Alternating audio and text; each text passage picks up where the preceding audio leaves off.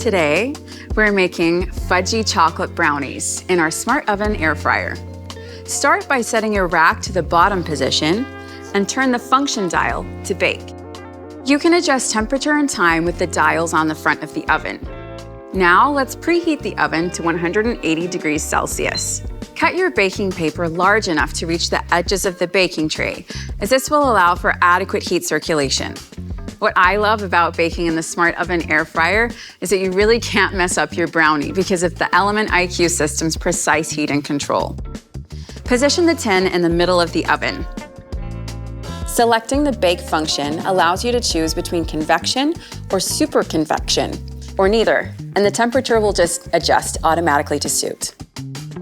When we're looking for a crispier food result, we'll use super convection. But for this recipe, we'll use convection for beautiful fudgy results. So quick and easy. A quick skewer test, and if it comes out slightly gooey, it's perfect. Fudgy brownies. What a great weekend treat to share. Or maybe just keep them to yourself.